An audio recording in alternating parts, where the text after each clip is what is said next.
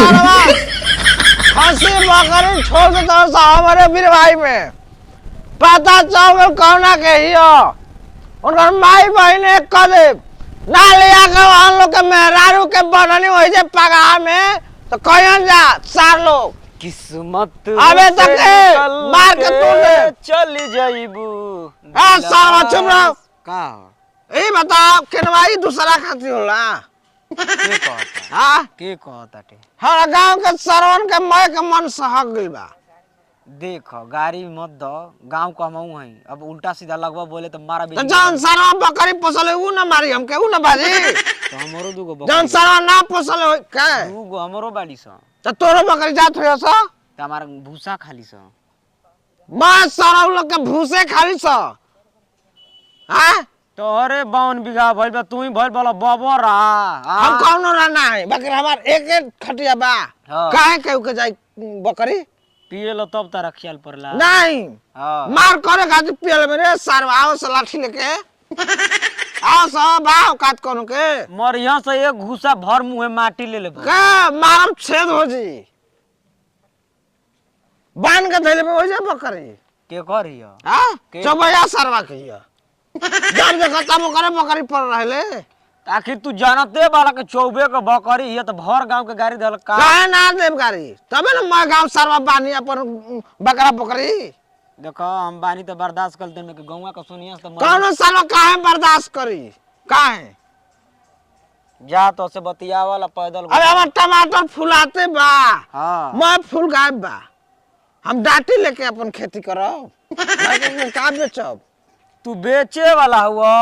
हम दूसरा का चोरा चोरा चटनी खाए वाला आदमी टमाटर मार्केट में बेचता कौन सरवा खा जे हम चोरा खानी तारा घर के ना चोरा ली जा अबे पते चल जाई अबे पहुंचा तनी उनका घरे जा पहुंच पी ले तो ना तब ख्याल बा कि ना फलाना के बकरी है जब जनते बड़ा तो नाव धके गाड़ी देला तो गांव घर के देता धक लोलबा कुछ दिया सा मारा दे कौन मारे सरवा काहे की फसल निकला कौन मारे डरे भीतर से ताला मार दिया जा ना तो शेर आ गइल बा अबे चीर फाड़ हो जाई सारा रजाई में घुस गया से काट डरा के रे निकल जा वही में इज्जत बा हम कह दिन नीचाऊ से घुस जब तोड़ फाड़ के खाली हथियार हमारा पास नहीं के मंगाए के पर हम सोचे का फोन घुमाई 50 जगह जब हम काम अकेले हो जाए वाला बा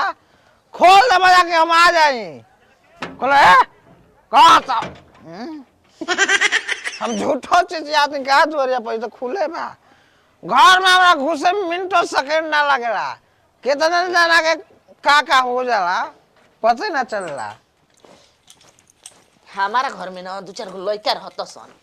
तो औरी गंदा कके रख देता सन ये मरद बानी घूम के आई ना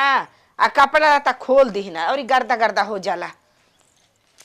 चलो घर के तो कुल काम काज हो गइल बटे अब आराम कोरी एक दिन सूत लेब तो अब जागब तो इहन जाता खाना पानी देहिब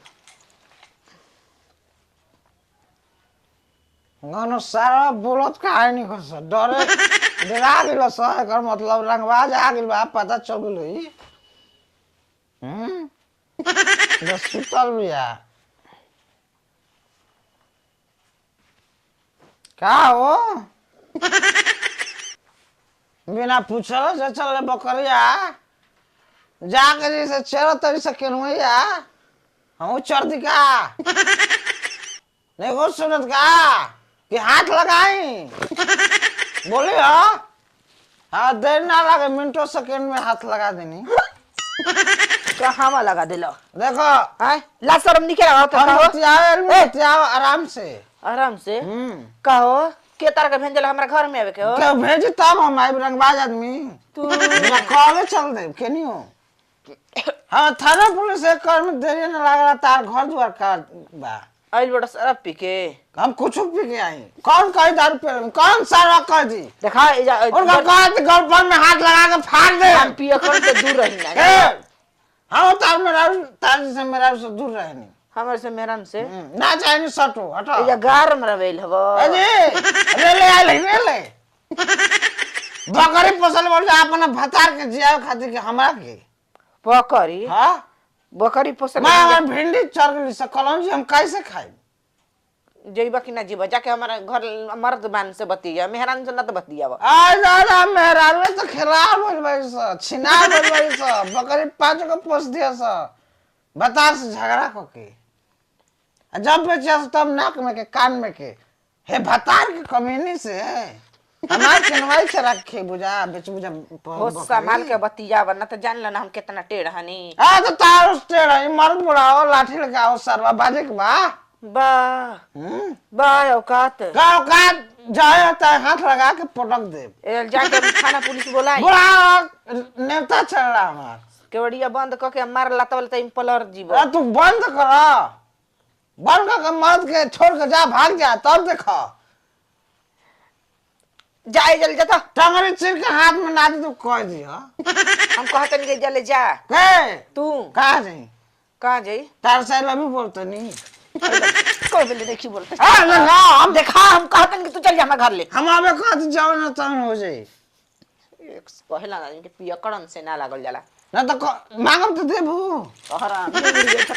ये जा मनी आ लगा पलावा देहिबो हम तू डर दिले बड़ा बच दे हम से होने ने के नहीं हम हिला ये कनी हम नहीं के हाथ उठाल नहीं की चाहत हम ये ना कनी देबू अंगूरी जन का तोड़ दे तू का कहत रहे ए चल हमार डाल कर मांगम ना पैसा हमरा घर में कैसे ढुकल है तू हम ढोक जिम के कैसे ढुकबे कहे ढुकबे रे काहे तार बकरी हमार केनवा में जाई तो केन भाई बकरी तोर गो हमर गोइल बिया तो हमरा बाहरी कहेला भीतर कहां घर बारी बारी के भेटाइल है ना तो घर में घुस जीबे के बे काहे ना घुसब तार बकरी मारम ना कि चलेला कि ना रहो मारा सरवा मार सक हम पिया देल बार सोई में जहर मारम के देल बार सो मार सक सरवा अरे पियकड़न से नत लागी जी हम लाठी लौरा करे नहीं की आए अबेन तू करे हड़ा नहीं हम करी ना हम लाठी लौरा करने की आए अकेले बात भक भक हमर बकरी जान कर हम के हां 3000 रुपया के बिया डाल में प्याज के मैं पियलवा के बिया चढ़ गेल चल नहीं के मैं धान पे बिया बकरी बकरी झाल रहता टमाटर के बिया रहे देखो भौजी जइबो कि करबे जा भजी जीवा कि नहीं जले एगो हम प्यार से बोलनी प्यार से बोलनी प्यार से ना तू इतना बड़ गलती कर बना ना कब सोच लगा इतना मार मारे वाला काम कर बड़ा देखो तू भाई बराबर बा बाकी भाई बराबर हम नहीं। कुछ बोलत तारा नहीं खिस बाबू से में जाए कहत नहीं बाबूजी से कि डायरेक्ट हम है सुतरल हिया घर में घुसल बाटे जा तू केस करवा दे हमर मेहरारू के छेड़छाड़ करता है जा अरे देखी पियकड़न के लाज ना हो हम कह दे हम सुता रही जा कह दिया क दिया बोलबा फालतू। जान मार बोलबा को फालतू। पसंद तब बकरी रखे जा बन के रखो हम हमर बकरी ना दियो से ठीक ना पंचायत में तोड़ देब हम 2 मिनट लागी 2 मिनट हां तारा पीछे कुकुरों के रोटी दे के 2 मिनट से बेसी ना लागी है धा हमर कहाँ तक हम अपन कुर्ता रहते हैं उठा उठा तकिया का उठा उतल देखो हम मार कर हमें कौन बा आदमी हाँ, हाँ, के एक से एक बार रंगबाज जुट जियो हां हां समय तार कितना रंगबाज बन हम देखत नहीं थी अबे 2 मिनट ना लगी ना लगी आ केवड़िया बन के लागी एमे मारो मारो बोल- केवड़िया बोल के बंद तो करो जय दीजी करो पियकड़न बंद। से ना लगल जला ए जाओ जा इसके बाद तारा तुम बकाई जा तू ही बंद कर दिया जा बाहर से दुनिया का? में बाइन जा भीतर जा का करबो जा जा तोरा घरे एबे आवत नहीं चलो शाम के घर तू काहे बा हमार दुआरी पर चढ़ जी सुना सांझी के हम मुर्गा बनाई त के खेब तू जा देखो भौजी कितना मारे ली हमके मजे तू बात समझ में ना करबो आजा दो जब नासा उतरी ना तब तो से बतियाई हमके नशा मिल बा ना ना सनी के भाई तू आ नहीं बोला पियो ही नहीं ना किया नहीं खपिएले पिए बौरी ना देत रहा हम कहीं ना भी ना जा दो तू ठीक है जा तू दो पानी जा पी ले आज के बाद ना तारम बकरी ना जसन जा सांझी का मुर्गा आ खाए तू भेजे हो ने केनवाई मन ना जाए के चाहिए हां हां ना ना ना जसन जा बताओ 3000 रुपया किलो के बिया डाले बनी हां डल्ले बड़ा हां जी डल्ले बड़ा जा 5 बीघा रुपया रे छर हां जा दो रोपा जाई जा अब फिर पिछुआ जाई चलो 5 दिन में पन्ना की जाई बड़ो बड़ो भौजी कुछ हो तारा के नहीं की कहत कि सांझी की यो मुर्गा बनाईबो सार इतना ठीक बा इतना धक कबरबो ए कइना तार बकरिया बन खोल के लेके आ जियो बनरे बाल बकरिया बकरिया हो जी ए जाई जी ले चल ठीक बा हो खोल दे ना दूसरा में पड़ जाए झगड़ा न कर लियो सर हां हां समझदार हमारा में पड़ गई कौन बात नहीं है दूसरा में पड़ जाए झगड़ा सारा लंगा बन सा मार कर लियो सर ओसे कनिया दियो